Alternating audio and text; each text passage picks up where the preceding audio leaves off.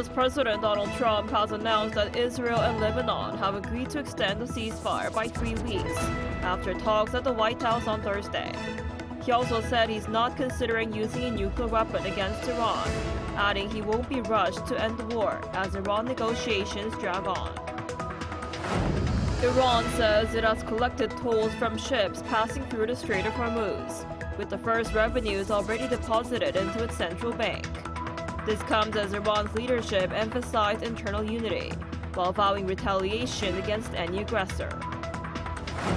President Lee Jae-myung met with business leaders from South Korea and Vietnam in Hanoi during his state visit. He stressed the need to bolster cooperation with Vietnam on AI, semiconductors, and digital sectors. Hello and thanks for joining us on Arirang News. We begin today with the latest on the conflict in the Middle East. U.S. President Donald Trump has announced the extension of a ceasefire between Lebanon and Israel by 3 weeks, following talks at the White House. He also ruled out using nuclear weapons against Iran and said he won't be rushed to end war as negotiations with Tehran drag on. Our Kim Bo-kyung starts us off. U.S. President Donald Trump said Thursday that he would not use a nuclear weapon in the war against Iran. Trump made the remark in answer to a reporter's question at an event focused on health care at the White House. Why would I use a nuclear weapon when we've totally, in a very conventional way, decimated them without it? No, I wouldn't use it. A nuclear weapon should never be allowed to be used by anybody. As for the ceasefire and the denuclearization talks, Trump said the U.S. has been continuing talks with Iran, but does not even know who is leading the country, saying they are in a state of confusion. When asked how long he is willing to wait until Iran submits a proposal for an agreement, Trump expressed his intention not to rush. I want to make the best deal.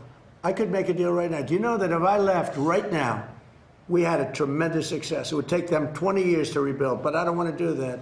I want to have it everlasting.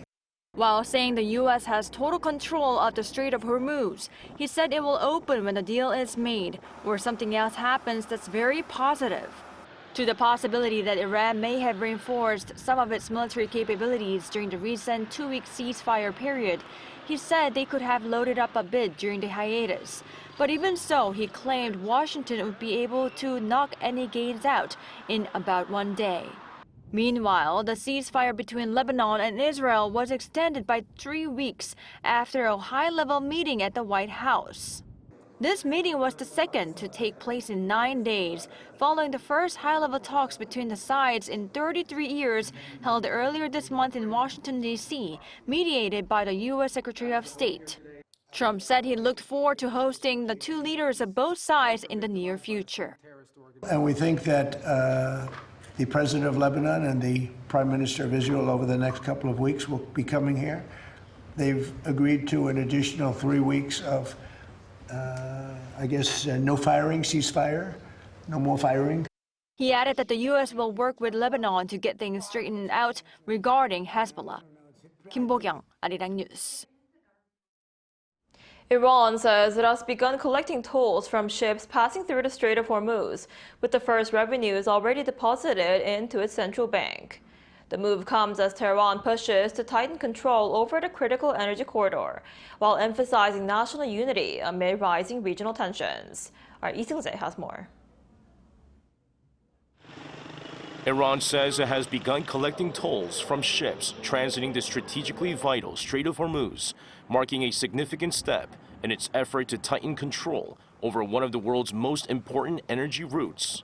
Parliament Deputy Speaker Hamid Reza Haji Babai said Thursday that the first revenues from transit fees have already been deposited into the country's central bank. Another lawmaker, Ali Reza Salimi, confirmed that vessels are now being charged, though officials did not disclose how many ships have paid so far.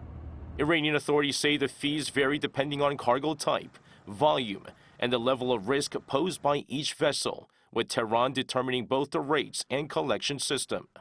The move follows earlier reports, including one by the Wall Street Journal, that Iran had ordered ships to arrange payments in advance through the Islamic Revolutionary Guard Corps, with transitions possibly made in cryptocurrency or Chinese yuan.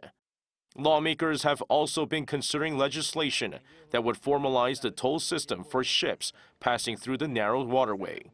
Amid the escalating tensions, Iran's leadership is also emphasizing internal unity. According to Iran's state-run IRNA news agency, Supreme Leader Mojtaba Khamenei said divisions among Iran's adversaries are widening, while the country's cohesion is growing stronger.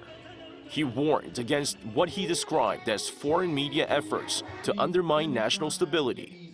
In a joint statement, Iranian President Masoud Pezeshkian and Parliamentary Speaker Mohammad Bagher Ghalibaf stressed that Iran stands united, regardless of political differences, and vowed retaliation against any aggressor.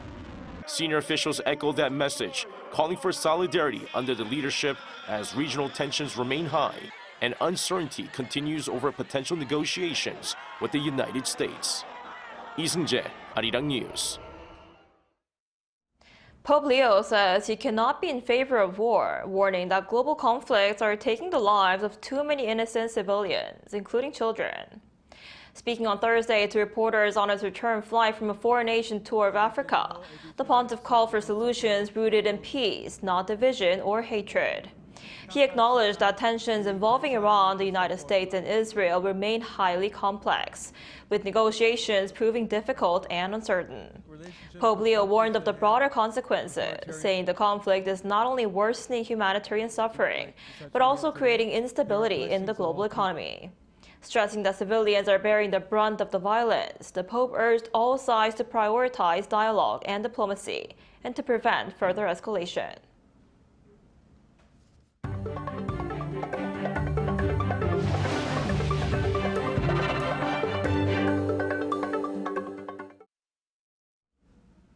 President Lee Jae-myung has met business leaders in Vietnam during his state visit, with a key focus on energy security. The event was also attended by CEOs of major South Korean firms. Our Blue House correspondent Yoon Jung-min reports. Business leaders from South Korea and Vietnam gathered together in Hanoi during the South Korean president's state visit. Attending the business forum on Thursday were about 500 business leaders, including South Korea's Choi Tae-won of SK Group, Lee Jae-yong of Samsung Electronics, Gu Kwang-mo of LG Group, and Shin Dong-bin of Lotte Group. Their Vietnamese counterparts included CEOs from energy firms, including Petro Vietnam's Le Ngoc Son and Vietnam Electricity's Dang Hoa Nang. 오늘 이 자리에 모인 기업인 여러분이 양국 경제의 미래를 선도할 주축들이십니다. President Lee Jae-myung stressed the need to bolster cooperation with Vietnam on AI, semiconductors, and digital sectors, for which South Korea will increase investment in production facilities. Another focal point was energy security amid the Middle East conflict, as well as cooperation on rare earths and urea solution. 지금 우리는 국제 경제 질서가 근본적으로 흔들리는 중대한 격변기의 중심을 지나고 있습니다. 30여 년 동안 쌓아온 양국의 변치 않은 우정이야말로 우리 앞에 닥친 복잡한 변화에 대응할 가장 확실한 답입니다. Vietnam's Prime Minister Lee Minh-hung asked South Korea to expand investment in chips, AI, and clean energy, and asked for technology transfers. The world is facing an era of great transition, of a fierce competition over reorganization of global supply chains and technology. Cooperation between Korea and Vietnam should be shifted towards quality growth. The sentiment was echoed by business leaders. Beyond expanding the size, we need a trade investment that yields a higher value, such as cutting-edge technology, service, and digital areas. More than 70 business MOUs were signed for cooperation on advanced technology, infrastructure, and energy. Hyundai Rotem signed a contract with Ho Chi Minh City to export urban trains for a metro railway project.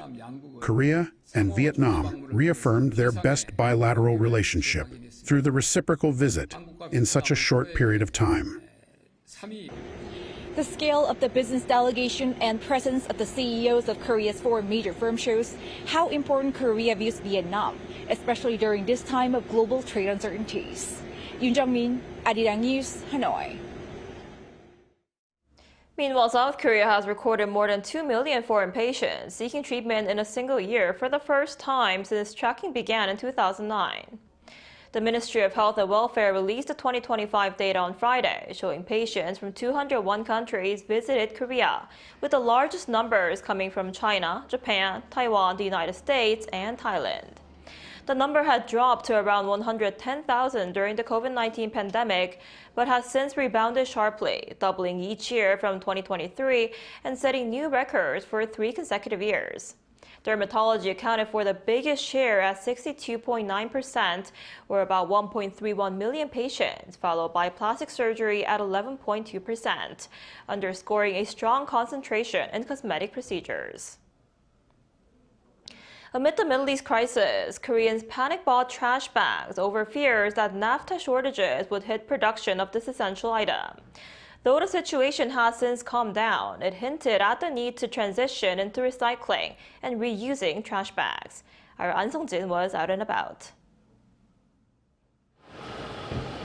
The ongoing situation in the Middle East has had unexpected effects here at home in Korea, one of them being supplies of trash bags selling out.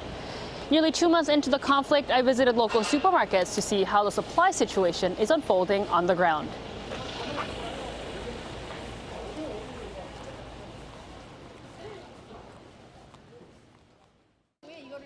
While trash bags are now available in more places, including this residential area in Seoul, the once easy-to-come-by items sparked panic buying at one point. Some stores had once limited purchases to single rolls only, with customers coming in asking for stock buys. Now we have enough, so there's no limit. But when people came to hoard trash bags, we had a set number. This wasn't an isolated case. Since the Middle East situation, the sales of trash bags have surged, especially compared to last year. The one shortage traced back to disruptions in resource supply as tensions in the Middle East strained global energy markets. And in times like these, alternatives for a more reliable future are no longer optional, but essential. For more than 20 years, this company in Gyeongsang-namdo province has been recycling plastic waste into trash bags. Today, with the naphtha shortage making the headlines, their once overlooked work is now in the spotlight. Discarded plastic from industrial packaging, greenhouse vinyl, and even agricultural waste like rice straw coverings all come together at this factory. Lee, an experienced veteran in the industry for around 40 years, would sort these raw recycled pellets and melt them to transform waste into new trash bags. Even the printed labels on the bags are designed with sustainability in mind, made from soluble ink that minimizes their environmental impact. The finished products are delivered to around 10 regions across the country, supporting local supply chains during a time of strain. For Yi, the work has never been about profit. Recycling plastic this way is something that should have been done a long time ago.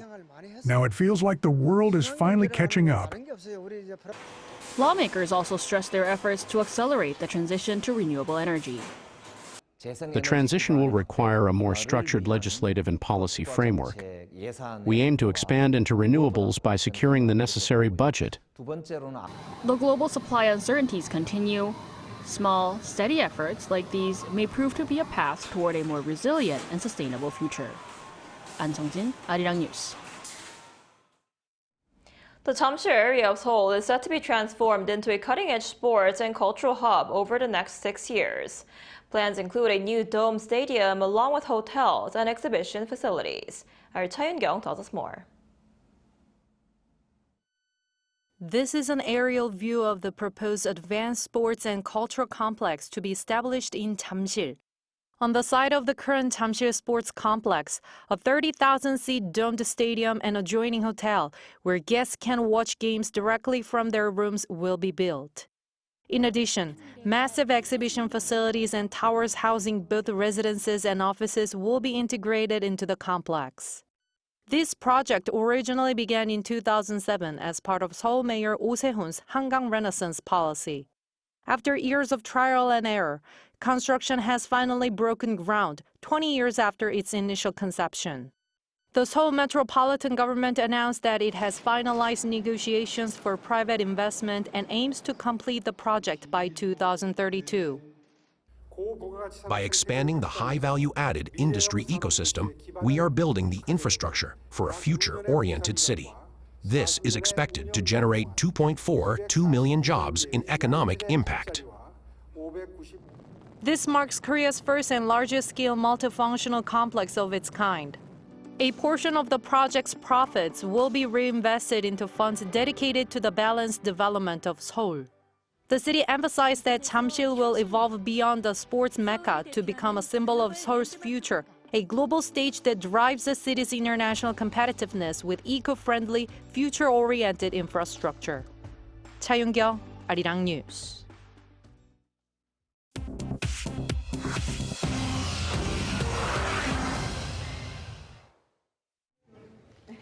This is The World Now, bringing you everything you need to know from around the globe. The European Union on Thursday approved a $106 billion loan package for Ukraine. The breakthrough came after oil resumed flowing through a pipeline running through Ukraine to Hungary and Slovakia. The pipeline had been turned off for nearly 3 months, which had led Hungary's now outgoing leader Viktor Orbán to hold the entire package hostage. Orbán's election defeat earlier this month removed the final obstacle. The package is aimed at keeping Ukraine's war economy functioning and its military supplied over the next 2 years. A United States Special Forces soldier who took part in the capture of Venezuelan President Nicolas Maduro has been arrested after allegedly placing a $32,000 bet that Maduro would be removed from power. The soldier reportedly walked away with $400,000 in winnings. The trade drew the attention of law enforcement almost immediately. The soldier had opened the prediction market account in late December, just weeks before the U.S. military launched a covert overnight operation that pulled Maduro from the presidential palace in Caracas and transported him to New York to face federal drug trafficking charges. The medical data of 500,000 volunteers from one of Britain's most significant scientific databases has turned up listed for sale on the Chinese e-commerce platform Alibaba. Officials are calling it a serious breach of trust by rogue researchers. The UK government confirmed on Thursday that the data did not include names or addresses, but could contain gender, age, socioeconomic status, lifestyle habits, and biological samples. Alibaba has since removed the listing. Tech giant Meta has announced it is cutting 8,000 jobs. 1 in 10 of its employees face the job as the social media giant redirects resources toward a massive artificial intelligence build-out that is pushing costs to record highs. The company told investors its expenses this year could climb as high as $169 billion, fueled by AI infrastructure and the salaries it is paying to attract top AI talent.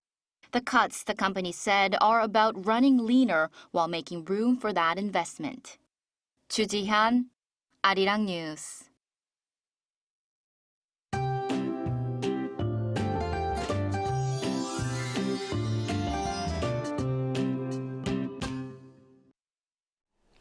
We're expecting some pleasant late spring weather. After a chilly start to the day, it's going to turn much warmer, feeling more like early summer in many regions. While some of the inland areas even saw freezing morning temperatures, but highs will jump to the 20s in those areas as well. Meanwhile, dry air is spreading to the west. A dry weather advisory is in place for the capital area now, and as you know, a tiny spark can become a major problem fast, so extra caution is needed outdoors. Under sunny skies, UV levels will be very high in most areas today. Make sure to have your sun protection items ready.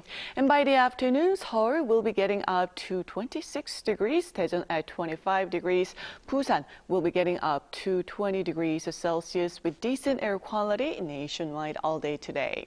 Then the weekend stays bright and warm with those big day-to-night temperature swings continuing. morning.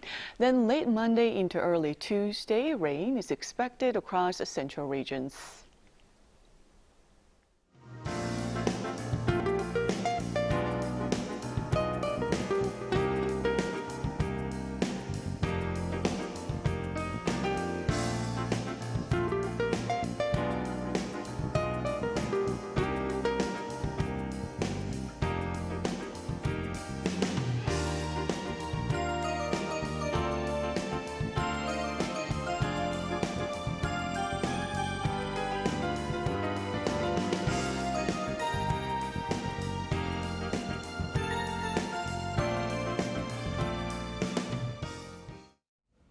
That's all we have for today's noon edition of Arirang News. Thank you for watching. We'll be back at 5 p.m. Korea time. Stay tuned.